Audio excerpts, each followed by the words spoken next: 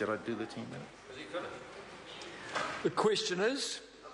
I wasn't sure if the previous speaker had finished speaking, sir. I don't think he knows whether he's finished. I think the member's finished, so the member's calling. Mr. Speaker.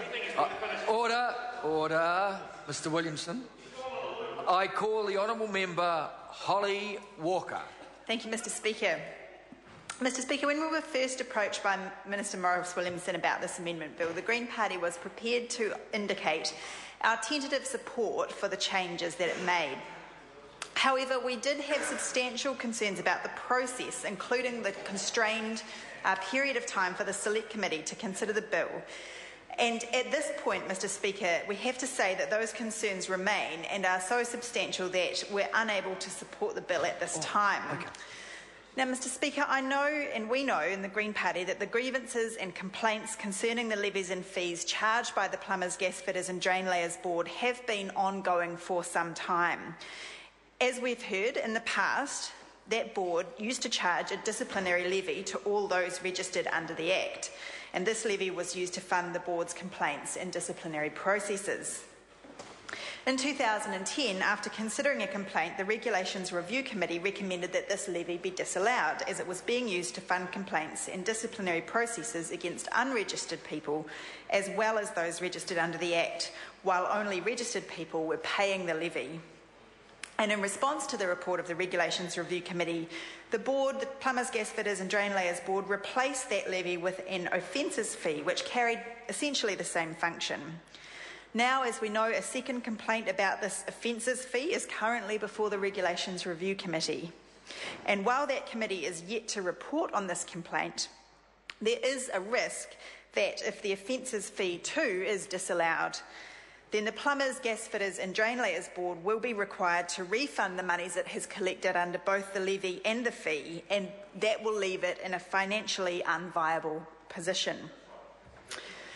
Mr. Speaker, when the Act that created the board was passed in 2006, it was arguably and quite likely the intention of Parliament that the board's disciplinary and prosecutorial role would be funded by a levy of this nature paid by those registered under the Act, as is the case in other construction industry boards.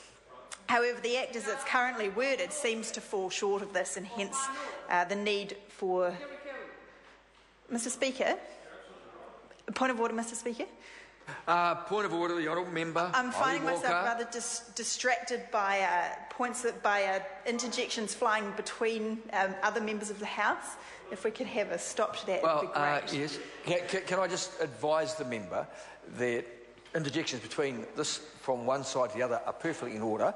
However, I recognise that because of where the member's sitting, and the member should know this now, she's been here long enough, that any interjections on the cross benches can actually affect the microphone. I call the honourable member Holly Walker.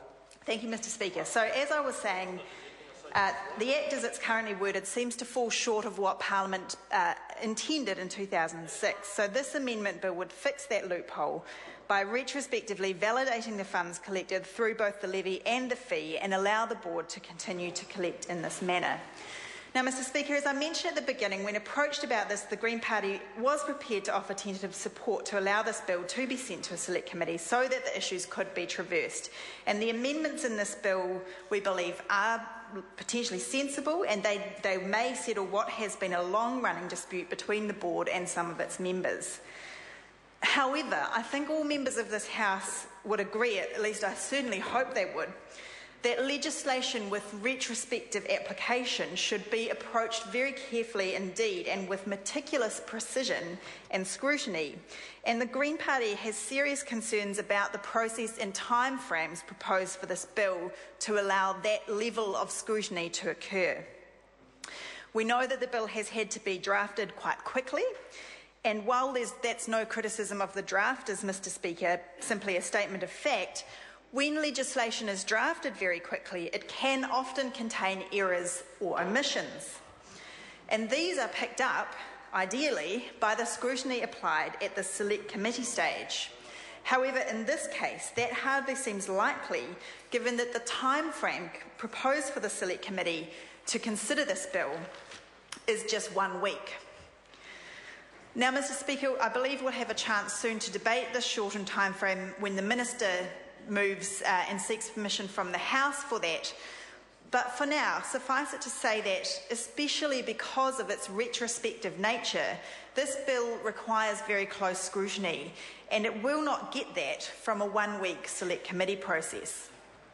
Furthermore, as a number of speakers have already noted, the issues and complaints regarding the levies or fees raised by the Plumbers, Gasfitters and Drain Layers Board have been controversial and the source of much strife and division over a number of years, and so therefore there are likely to be many individuals affected by this bill, not least the authors of the most recent complaint to the Regulations Review Committee, who deserve to be treated with natural justice and due process. The rush process followed with this bill, I believe, risks creating a new injustice which will only compound the strife and bitterness now so ingrained in this sector. And given that this bill is designed primarily to put a stop to that, Mr. Speaker, we should be very careful about risking compounding the sense of unfairness and injustice in that sector. It may very well be that we need to fix the messy situation that the board has now found itself in, and the Green Party could support fair, thoroughly drafted legislation to achieve this, provided we were satisfied that a proper process has been followed. But we cannot be confident of that at present. And we have indicated to the Minister our willingness to support changes like those proposed in the bill, but our concern about the timeframes proposed. Retrospective legislation should not be entered into lightly. It should be very rare, and when it occurs, it should be meticulously drafted and scrutinised.